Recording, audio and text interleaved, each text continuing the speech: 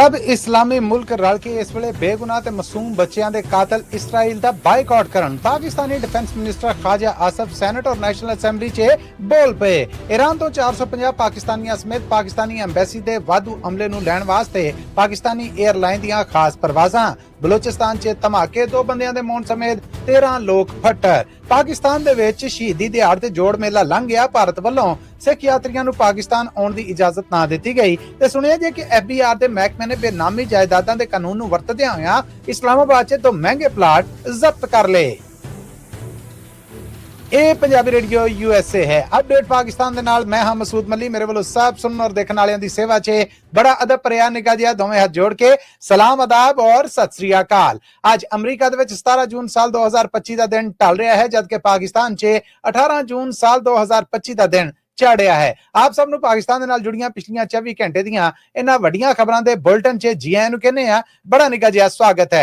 ये खबरां तुहाडे वास्ते हफ्ते दे 5 दिन यानी मंडे टू फ्राइडे तुहाडे वास्ते पेश कीतियां जांदियां। इन्हां खबरां नूं स्पॉन्सर करना होए ते साडा टेलीफोन नंबर है 408 272 5200 408 272 5200। ਇਹ ਖਬਰਾਂ ਤੁਹਾਡੇ ਵਾਸਤੇ ਪੰਜਾਬੀ ਰੇਡੀਓ USA ਦੇ ਨੈਸ਼ਨਲ ਔਰ ਇੰਟਰਨੈਸ਼ਨਲ ਰੇਡੀਓ ਨੈਟਵਰਕ ਦੇ ਨਾਲ ਪੰਜਾਬੀ ਰੇਡੀਓ USA ਔਰ ਪੰਜਾਬੀ ਟੀਵੀ USA ਦੇ ਨੈਸ਼ਨਲ ਔਰ ਇੰਟਰਨੈਸ਼ਨਲ ਜਿੰਨੇ ਚੈਨਲ ਔਰ ਸੋਸ਼ਲ ਮੀਡੀਆ ਪਲੇਟਫਾਰਮਸ ਨੇ ਉੱਥੇ ਵੀ ਪੇਸ਼ ਕੀਤੀਆਂ ਜਾਂਦੀਆਂ ਨੇ। ਇਸ ਕਰਕੇ ਸਾਡੇ ਡਿਜੀਟਲ ਔਰ ਸੋਸ਼ਲ ਮੀਡੀਆ ਪਲੇਟਫਾਰਮਸ ਨੂੰ ਜੁਆਇਨ ਕਰੋ, ਸਬਸਕ੍ਰਾਈਬ ਕਰੋ, ਘੰਟੀ ਦਾ ਬਟਨ ਦਬਾਓ ਤਾਂ ਜੇ ਤੁਹਾਡੇ ਤੱਕ ਤਾਜ਼ਾ ਬਤਾਜ਼ਾ ਅਪਡੇਟਸ ਪਹੁੰਚਦੀਆਂ ਰਹਿਣ। ਆ ਪਾਕਿਸਤਾਨ ਦੇ ਨਾਲ ਜੁੜੀਆਂ ਖਬਰਾਂ ਵਾਲੇ ਪਾਸੇ ਚੱਲਨੇ ਹਾਂ।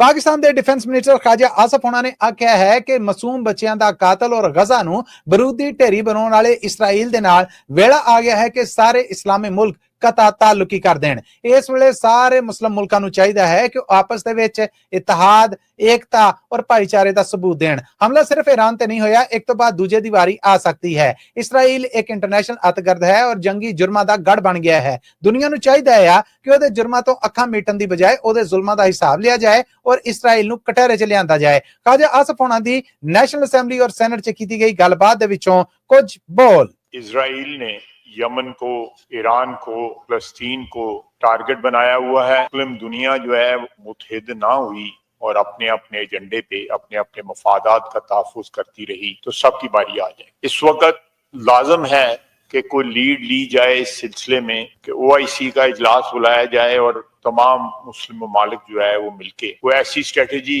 डिवाइस करें जिससे जो है इजराइल का जो है मुतहद होकर मुकाबला किया जा सकता है। और इजराइल के साथ जहां जहां भी इस्लामी दुनिया में ताल्लुकात हैं उनको मुनक़ता होना चाहिए।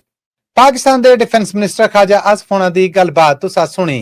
पाकिस्तान की नेशनल एयरलाइन PIA ने अपनी खास परवाजां राहीं ईरान च फसे 450 ऐसे पाकिस्तानियों नूं कढ के ऑपरेशन शुरू कर दिता है जेड़े जियारतां वास्ते ईरान गए सन कि इसराइल और ईरान जंग शुरू हो गई। इस तो बाद खास परवाजां ने ਜਿਹੜੀਆਂ इन्हां राहीं इन्हां 450 मुसाफरां दे विचों वड्डी गिनती दे विच मुसाफरां नूं या ਜ਼ਾਇਰੀਨ नूं या जियारतां करन गए लोकां नूं उथों कढ लिया है। ਇਹਦੀ ਬਕਾਇਦਾ तस्दीक पाकिस्तान के डिप्टी प्राइम मिनिस्टर इसाक डार होना ने कीती है, जिन्हां दा आखना है कि थोड़े जे ਜ਼ਾਇਰੀਨ बाकी रह गए ने और जियारतां करन गए इन्हां लोकां नूं ਛੇਤੀ ਉਥੋਂ ਕੱਢ ਲਿਆ ਜਾਏਗਾ।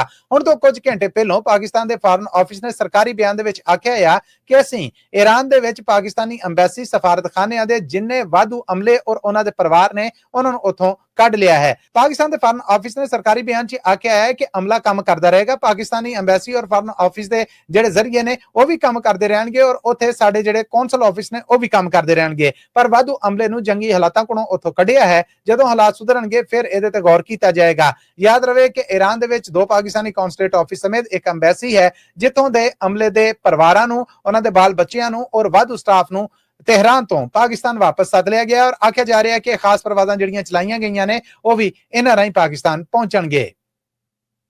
बलोचिस्तान च अतगर्दां वालों एक बार फिर 2 बंब धमाके हुए ने जिन्हां च हजे तक दीआं इतलावां मुजब 2 लोकां दे मौत समेत 13 लोग फट्टर होए ने।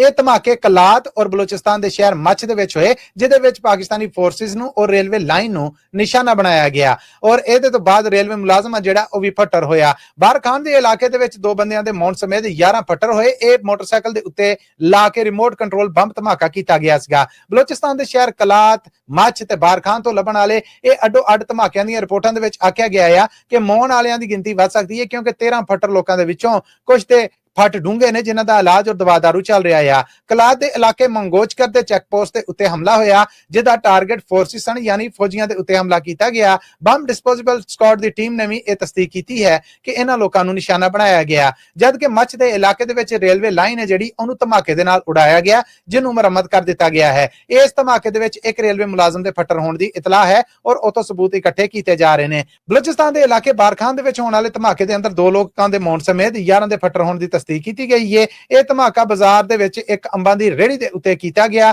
ਡਿਪਟੀ ਕਮਿਸ਼ਨਰ ਬਾਰਖਾਨ ਅਬਦੁੱਲਾ ਖੋਸਾ ਨੇ ਦੱਸਿਆ ਆ ਕਿ ਇਹਦੇ ਵਿੱਚ ਭਾਰਾ ਬਰੂਦੀ ਮਵਾਦ ਜਿਹੜਾ ਜਾਂ ਬਰੂਦੀ ਸਮਾਨ ਜਿਹੜਾ ਉਹ ਵਰਤਿਆ ਗਿਆ ਸੀਗਾ, ਜਿਹਦਾ ਮਕਸਦ ਸਿਰਫ ਔਰ ਸਿਰਫ ਵੱਡਾ ਨੁਕਸਾਨ ਕਰਨਾ ਸੀਗਾ।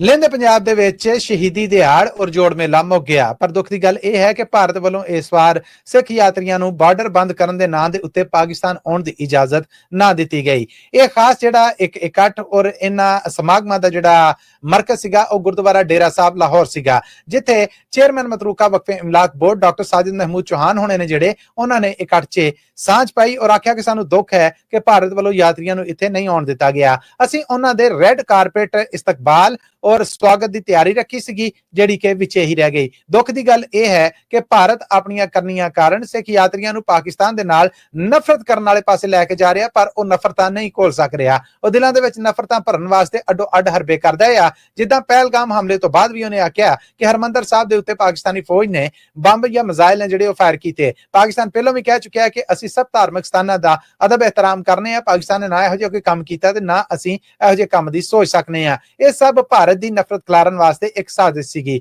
ਇਸ ਮੌਕੇ ਤੇ ਪਾਕਿਸਤਾਨ ਸਿੱਖ ਗੁਰਦੁਆਰਾ ਪ੍ਰਬੰਧਕ ਕਮੇਟੀ ਦੇ ਪ੍ਰਧਾਨ ਔਰ ਲਹਿੰਦੇ ਪੰਜਾਬ ਦੇ ਵਿੱਚੋਂ ਸੂਬਾ ਮੰਤਰੀ ਰਮੇਸ਼ ਸਿੰਘ ਅਰੋੜਾ ਹੁਣਾਂ ਨੇ ਆਖਿਆ ਕਿ ਭਾਰਤ ਨੇ ਹਮੇਸ਼ਾ ਸਿਆਸਤ ਤੋਂ ਕੰਮ ਲਿਆ। ਕਰਤਾਰਪੁਰ ਸਾਹਿਬ ਬਾਰਡਰ ਜਦੋਂ ਖੋਲਣਾ ਸੀਗਾ ਉਦੋਂ ਵੀ ਹੜੀ ਚਾੜ ਆਈਆਂ ਜਾਂਦੀਆਂ ਰਹੀਆਂ ਔਰ ਅੱਡੋ ਅੱਡ ਕੰਮ ਨੇ ਜਿਹੜੇ ਉਹ ਹਰ ਮੌਕੇ ਤੇ ਸਾਹਮਣੇ ਆਏ। ਜਦੋਂ ਵੀ ਪਾਕਿਸਤਾਨ ਵੱਲੋਂ ਖੁੱਲੇ ਦਿਲ ਦੇ ਨਾਲ ਜੀ ਆਇਆਂ ਨੂੰ ਕਹਿਣ ਦੀ ਕੋਸ਼ਿਸ਼ ਕੀਤੀ ਗਈ, ਉਦੋਂ ਹੀ ਲੋਕਾਂ ਨੂੰ ਕਦੀ ਅਤਗਰਦੀ ਔਰ ਕਦੀ ਪਾਕਿਸਤਾਨੀ ਏਜੰਸੀਆਂ ਦਾ ਏਜੰਟ ਕਿਹਾ ਗਿਆ। ਉਹਨਾਂ ਨੇ ਆਖਿਆ ਕਿ ਦਿਨ ਬਹੁਤੇ ਲੰਮੇ ਨਹੀਂ ਹੈ, ਬੜੀ ਛੇਤੀ ਸੰਗਤਾਂ ਦਰਸ਼ਨ ਦੀਦਾਰੇ ਕਰਨਗੀਆਂ ਔਰ ਮੱਥੇ ਟੇਕਣਗੀਆਂ। ਅਸੀਂ ਆਪਣੇ ਪ੍ਰਾਹੁਣਿਆਂ ਦਾ ਹਰ ਤਰ੍ਹਾਂ ਉਸੇ ਤਰ੍ਹਾਂ ਗਰਮਜੋਸ਼ੀ ਦੇ ਨਾਲ ਇਸਤਕਬਾਲ ਔਰ ਸਵਾਗਤ ਕਰਾਂਗੇ ਜਿੱਦਾਂ ਪਹਿਲਾਂ ਕਰਨੇ ਆ। ਪਾਕਿਸਤਾਨ ਦੇ ਵਿੱਚ ਸਾਰੀਆਂ ਘੱਟ ਗਿਣਤੀਆਂ ਨੂੰ ਪੂਰੀ ਧਾਰਮਿਕ ਆਜ਼ਾਦੀ ਹੈ ਜੋ ਭਾਰਤ ਦੇ ਵਿੱਚ ਨਸੀਬ ਨਹੀਂ। ਰਮੇਸ਼ ਸਿੰਘ ਅਰੋੜਾ ਹੋਣਾ ਨੇ ਇਸ ਮੌਕੇ ਦੇ ਉੱਤੇ ਭਾਰਤ ਵੱਲੋਂ ਯਾਤਰੀਆਂ ਨੂੰ ਪਾਕਿਸਤਾਨ ਨਾ ਆਉਣ ਦੇਣ ਦੇ ਇੱਕ ਫੈਸਲੇ ਦੇ ਉੱਤੇ ਸਖਤ ਨਿੰਦਿਆ ਵੀ ਕੀਤੀ।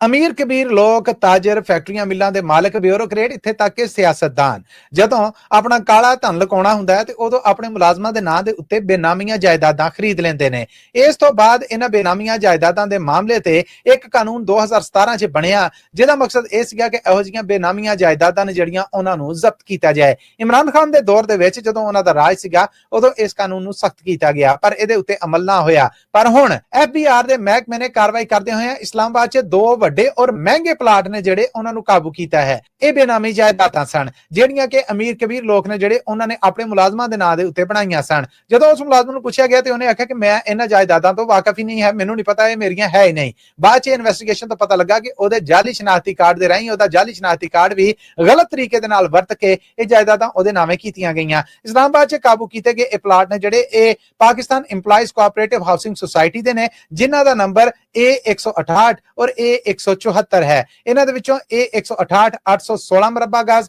ਔਰ A174 ਜਿਹੜਾ ਉਹ 991 ਮੁਰੱਬਾ ਗਜ਼ ਦਾ ਪਲਾਟ ਹੈ, ਜਿਨ੍ਹਾਂ ਦੀ ਮਾਲੀਅਤ ਕਰੋੜਾਂ ਰੁਪਏ ਦੱਸੀ ਜਾ ਰਹੀ ਹੈ।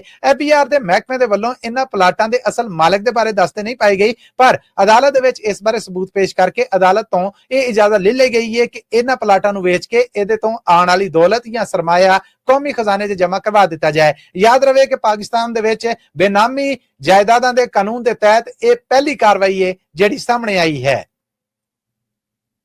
ਲਓ ਜੀ, ਇਹਦੇ ਨਾਲ ਹੀ ਅੱਜ ਦਾ ਅਪਡੇਟ ਪਾਕਿਸਤਾਨ ਇੱਥੇ ਹੀ ਮੁੱਕਦਾ ਹੈ। ਮੈਨੂੰ ਮਸੂਦ ਮੱਲੀ ਨੂੰ ਇਸ ਆਸ ਉਮੀਦ ਦੇ ਨਾਲ ਇਜਾਜ਼ਤ ਦਿਓ ਕਿ ਜ਼ਿੰਦਗੀ ਸ਼ਰਤੇ ਸਾਹ ਵਫਾ ਕੀਤੀ ਫਿਰ ਮਿਲਾਂਗੇ, ਪਰ ਪੰਜਾਬੀ ਰੇਡੀਓ USA ਦੇ ਨੈਸ਼ਨਲ ਨੈਟਵਰਕ ਔਰ ਇੰਟਰਨੈਸ਼ਨਲ ਨੈਟਵਰਕ ਦੇ ਨਾਲ ਪੰਜਾਬੀ ਰੇਡੀਓ USA ਔਰ ਪੰਜਾਬੀ TV USA ਤੋਂ ਪੇਸ਼ ਕੀਤੀਆਂ ਗਈਆਂ ਇਹ ਖਬਰਾਂ ਤੁਹਾਡੇ ਵਾਸਤੇ ਮੰਡੇ ਟੂ ਫਰਾਈਡੇ ਪੇਸ਼ ਕੀਤੀਆਂ ਜਾਂਦੀਆਂ। ਜੇ ਇਹਨਾਂ ਨੂੰ ਤੁਸੀਂ ਵੇਖਣਾ ਔਰ ਸੁਣਨ ਦੇ ਨਾਲ ਸਪਾਂਸਰ ਕਰਨਾ ਹੋਏ ਤਾਂ ਟੈਲੀਫੋਨ ਨੰਬਰ ਨੋਟ ਕਰੋ 408 272 5200 ਯਾਨੀ 4082725200। ਇਸ ਤੋਂ ਅੱਡ ਇਹਨਾਂ ਖਬਰਾਂ ਨੂੰ ਤੁਹਾਡੇ ਵਾਸਤੇ ਅਸੀਂ ਲਾਈਵ ਬ੍ਰਾਡਕਾਸਟ ਕਰਨੇ, ਸੋ ਸਾਡੇ ਸਾਰੇ ਸੋਰਸਿਸ ਦੇ ਨਾਲ ਜੁੜੇ ਰਿਹਾ ਜੇ। ਅੱਜ ਤੱਕ ਲਈ ਇੰਨਾ ਹੀ, ਫਿਰ ਮਿਲਾਂਗੇ। ਆਉਂਦੀ ਮੁਲਾਕਾਤ ਤੱਕ ਲਈ ਤੁਹਾਡਾ, ਮੇਰਾ, ਸਾਡਾ ਸਾਰਿਆਂ ਦਾ ਰੱਬ ਰਾਖਾ।